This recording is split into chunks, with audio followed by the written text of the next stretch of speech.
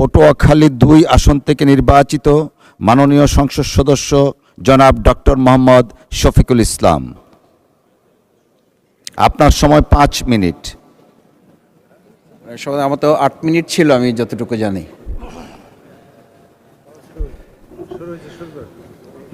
আসসালামু আলাইকুম। মাননীয় স্পিকার, আপনাকে ধন্যবাদ।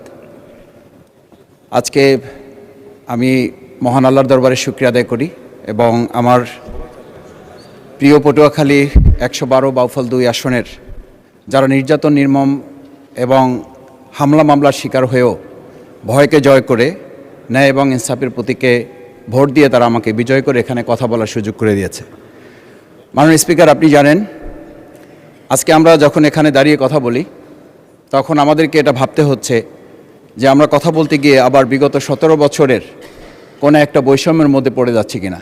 কিন্তু আমাদেরকে এটা ভাবতে হচ্ছে আমরা যখন এখানে দাঁড়িয়ে কথা বলছি, আমাদের কথা বলার সময় শহীদ শরীফ ওসমান হাদি ইনসাফের পক্ষে কথা বলার সময় বলেছিল, আমার প্রতি যে জুলুম করবে আমি তার সাথেও ইনসাফ করতে চাই।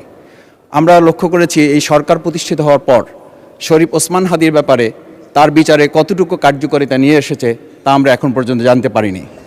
আমার মনে হয় আমরা সংবিধান নিয়ে ঘাটাঘাটি করতে করতে যদি সংবিধানই আমাদের রক্ষা করতে পারত, তাহলে সংবিধান আমাদেরকে বলে দিত যে আমাদের সেদিন বালু ট্রাক সরানোর ক্ষেত্রে সংবিধানের পৃষ্ঠা আমাদেরকে খুঁজতে হতো।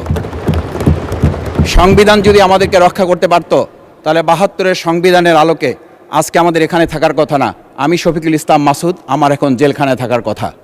সংবিধান যদি মানতে হতো, তাহলে আমাদের মাননীয় প্রধানমন্ত্রী বাংলাদেশে থাকার কথা না, ওনার দেশের বাইরে থাকার কথা। সংবিধান মানতে হলে বর্তমান স্বরাষ্ট্রমন্ত্রীর এখন দেশের বাইরে থাকার কথা ছিল। সংবিধান মানতে হলে যে বাচ্চাদেরকে আজকে এখানে শিক্ষা দেওয়া হচ্ছে, দীক্ষা দেওয়া হচ্ছে, কিংবা তাদেরকে কোনো কোনো ক্ষেত্রে জাসদের সাথে তুলনা করা হচ্ছে, সেই বাচ্চাদের নিয়েই আমরা এই সরকার দলের লোকদেরকে, সরকার দলের সম্মানিত নেতৃবৃন্দকে আমরা চোখের পানিও ফেলতে দেখেছি।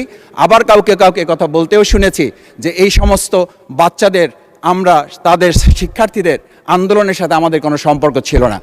আমরা খুব লজ্জিত হই মাননীয় স্পিকার, আমাদের এই বর্তমান সময়ে আমরা যদি এটা খেয়াল করি যে আমাদের বাংলাদেশের এই বর্তমান প্রেক্ষাপটটা নতুন করে এখন যে গণভোটের যে আজকে ন্যায্যতা অন্যায্যতা, সাংবিধানিক পৃষ্ঠা, লাইন, অক্ষর, দাড়িকমা আমাদেরকে শেখানোর চেষ্টা করা হচ্ছে, যদি সেটা হতো তাহলে বাংলাদেশ জাতীয়তাবাদী দলের সম্মানিত মহাসচিব তিনি কয়েক হাজার পুলিশের বেষ্টনীর মাঝখানে একা একটা মোবাইল নিয়ে তাকে আমরা দাঁড়িয়ে থাকতে দেখেছি, তখন সংবিধান আমাদেরকে রক্ষা করতে পারে নাই।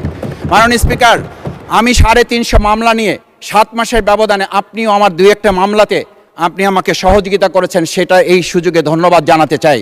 আমার 350 মামলা জামিন করতে 7 মাস সময় লেগেছে, আমার বের হতে সময় লেগেছে 4.5 বছর।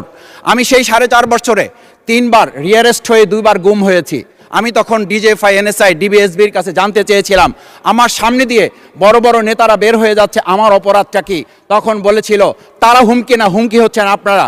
আমাদেরকে যখন শেখ হাসিনার শেষ সরকার নিষিদ্ধ করেছিল, তখন তারা 14 দল মিটিং করে বলেছিল এই জামাত শিবিরই হচ্ছে সবচেয়ে বড় সমস্যা, তাদেরকে নিষিদ্ধ করলে এই আন্দোলন থেমে যাবে।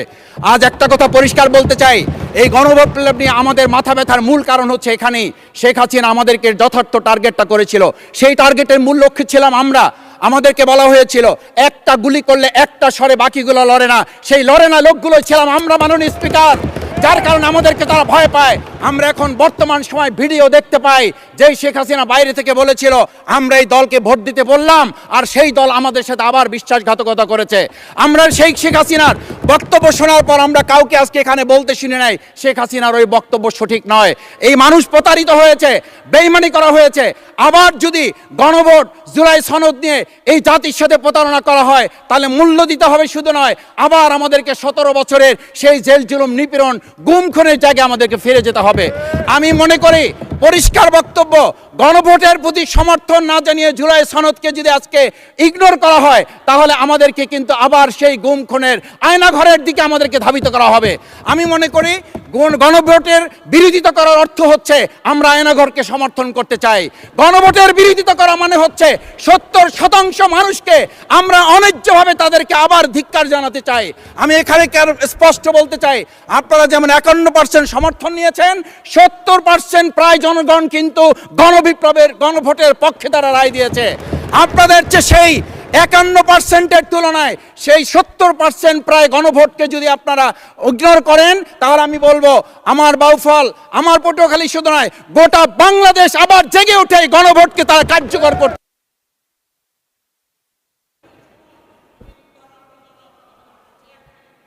ধন্যবাদ, আপনি 1 মিনিট পেয়েছেন।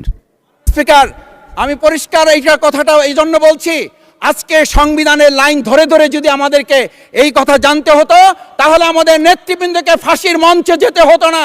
আমার মতো ছোট মানুষের কাছে সে সময় ডিজে বাড়ির কাছে প্রস্তাব এসেছিল, আপনারা কি চান, মন্ত্রিত্ব চান, দেশ পরিচালনা চান, সব কিছু দেওয়া হবে, শুধু শেখ হাসিনার নীতিতে আপনারা আসেন। সেই নীতি তো ছিল 72-এর সংবিধান, সেই নীতি নিয়ে আজকে কেন এখানে এত কথা বলা হচ্ছে? আমরা পরিষ্কার জানি, আমরা যদি সেই 72-এর সংবিধানকে ভালোবাসি, তাহলে এখানকার নেতৃবৃন্দ এবং মরহুমা বেগম খালেদা জিয়া নিজে বলেছিল, আমরা সুযোগ পেলে এই সংবিধানকে আমরা ছুঁড়ে ফেলে দেব। সেই সংবিধানের প্রতি আজকে বর্তমান সরকারি দলের কেন এত প্রেম জাগ্রত হয়েছে, এটা বাংলাদেশের মানুষের জানার অধিকার আছে। আমি আমার প্রিয় বাউফলের মানুষের প্রতি ভালোবাসা শ্রদ্ধা জানাই, যেই বাউফলবাসী আমার দাবি আদায়ের জন্য, আমার এলাকার মানুষের অধিকার আদায়ের জন্য এখানে দিয়েছে, আমি সেই অধিকার